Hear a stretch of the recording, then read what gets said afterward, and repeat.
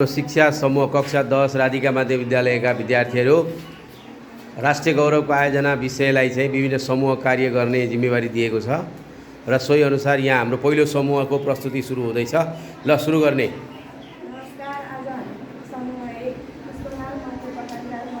अलि जोडले बोला।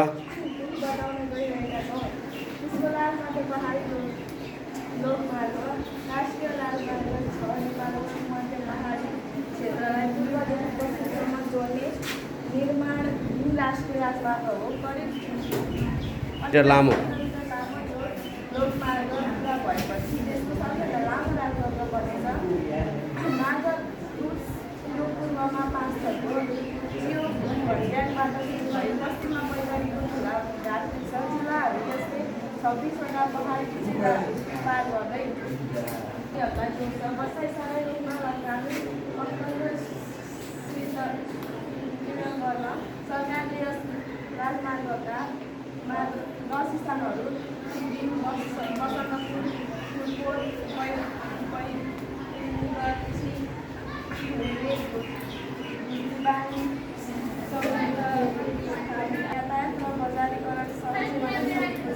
बनाइरहेको छ।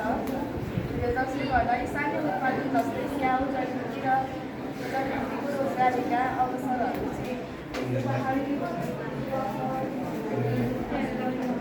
यो परियोजना तयार गर्ने सदस्यहरूमा सृष्टि नमस्कार। सामाजिक विषयको मेलम्ची खानेपानीको आयोजनाको बारेमा केही कुराहरू बताउनु भयो। मेलम्ची खानेपानी आयोजना, हजुर, ल ठिक छ।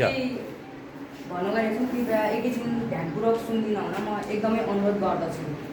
पहिलो चरणमा दैनिक 17 करोड लिटर र दोस्रो चरणमा याङ्गी र लार्के नदीबाट थप दैनिक 17 करोड गरी जम्मा 51 करोड लिटर खानेपानी काठमाडौँमा दैनिक आपूर्ति गराउने लक्ष्य यस आयोजनाको रहेको छ। पहिलो चरण आर्थिक वर्ष 2055 देखि 56 मा सुरु भई आर्थिक वर्ष 2070 देखि 71 मा सम्पन्न गर्ने लक्ष्य रहेकोमा हाल यस आयोजना सम्पन्न भई उपत्यकामा पानी वितरण गरिएको छ। दोस्रो चरण आर्थिक वर्ष 2080-81 मा सम्पन्न गर्ने लक्ष्य लिएको छ। यो आयोजना 2068 देखि 69 देखि राष्ट्रिय गौरवको आयोजनामा समेटिएको थियो। धन्यवाद। ल ओके, थ्याङ्क यू। यो तिमीले बनाएको के अरे? यो हुलाकी राजमार्ग यो कहाँदेखि कहाँसम्म छ?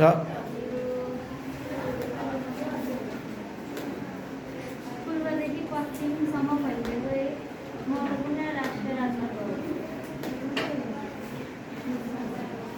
यो नेपाल भारतको सिमाना दक्षिणपट्टि रहेको छ यो, हैन? ल भन त्यहाँ के ल्याइछ, पढ त। हुलाकी राजमार्ग नेपालको तराई क्षेत्रमा पूर्वदेखि पश्चिमसम्म फैलिएको एक महत्त्वपूर्ण राष्ट्रिय राजमार्ग हो।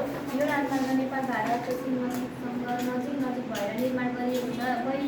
पहिले यस मार्गबाट हुलाक पत्रसी ओसार गरिन्थ्यो, त्यसैले त्यसको नाम हुलाकी राजमार्ग राखिएको हो। यस राजमार्गको मुख्य उद्देश्य तराईका जिल्लाहरूलाई एक आपसमा जोड्नु, यातायात सहज बनाउनु, कृषि उत्पादनलाई बजारसम्म पुर्याउनु, व्यापार तथा आर्थिक गतिविधि बढाउनु र ग्रामीण क्षेत्रको विकास गर्नु हो। छ यो पूर्वमा झापा जिल्लाले पर्यटन, व्यापार तथा रोजगारीका क्षेत्रमा सकारात्मक प्रभाव नेपाली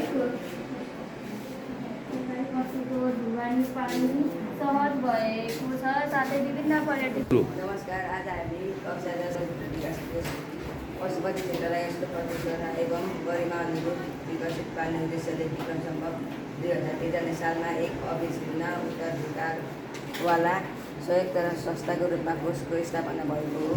पशुपति क्षेत्रभित्रका पुरातत्व सम्पदाको संरक्षण र सर्वेक्षण, दर्शनार्थी, तीर्थयात्रीको सुविधाका लागि भौतिक पूर्वाधार विकास निगम सप्ताह।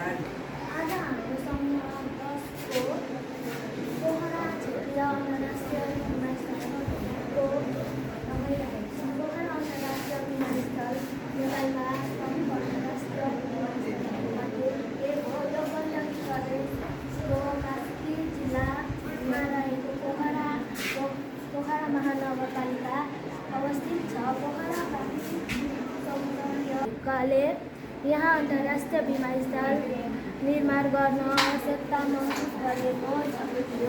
यही आवश्यकतालाई पुरा गर्न हो। यस विमानस्थलको निर्माणले पोखरालाई अन्तर्राष्ट्रिय हवाई सञ्चालनसँग जोड्छ। विमानस्थल सञ्चालनमा साथै होटल व्यवसाय, यातायात, हस्तकला, कृषि तथा अन्य स्थानीय उद्योगहरूलाई पनि प्रत्यक्ष र अप्रत्यक्ष रूपमा फाइदा पुगेको छ। विमानस्थलका कारण स्थानीय तटस्थ रोजगारी अवसरहरू सिर्जना भएको छ र यो अन्तर्राष्ट्रिय विमानस्थल। ल धन्यवाद।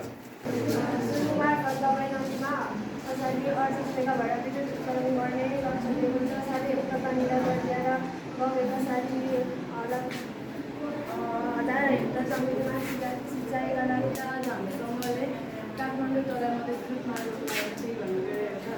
यो आयोजना 12 जिल्लाको निजगढदेखि राजधानी काठमाडौँसम्म 4 लेनमा सडक निर्माण हुने आयोजना हो। यस मार्गको प्रस्थान बिन्दु ललितपुरको खोकना र अन्तिम बिन्दु बाराको निजगढ मानिएको छ। हाल नेपाल सरकारको निर्णयबाट आयोजना सञ्चालन कार्यविधि 2074 स्वीकृत भई नेपाली सेनाको व्यवस्थापनमा आयोजना कार्यान्वयन भइरहेको छ। नेपाली सेनाबाट उक्त आयोजना आर्थिक वर्ष 2074-75देखि सुरु भई 2080-81 सम्पन्न हुने अनुमान गौरवको आयोजनामा समावेश गरिएको थियो। यो आवत जावतलाई सहज र छिटो गराउनका साथै सो क्षेत्रका जनताको सामाजिक आर्थिक विकासमा मद्दत पुर्याउने छ। धन्यवाद। ल के को बारेमा चाहिँ मैले भन्यो? काठमाडौँ तराई मधेस द्रुत राजमार्ग। ल आज हाम्रो समूह 8ले तयार पारेको सुनकोशी मरिन डाइभर्सन बहुउद्देश्यीय आयोजना। यसका मुख्य विशेषताहरू: सुनकोशी नदीको पानी सुरुङ्गा मार्फत मरिन खोलामा स्थानान्तरण गरिन्छ। यो नेपालका राष्ट्रिय गौरवको महत्त्वपूर्ण आयोजनामध्ये एक हो। यस आयोजना सिँचाइ सुविधा उपलब्ध गर्दछ, कृषि उत्पादन वृद्धि गर्ने सङ्घर्षमा सुधार भूमिका खेल्ने अपेक्षा गरिएको छ। यस आयोजनाले पानीको उचित व्यवस्थापन गरी खडेरीको प्रभाव कम गर्न मद्दत गर्छ। आधुनिक प्रविधिको प्रयोग गरी निर्माण गरिएको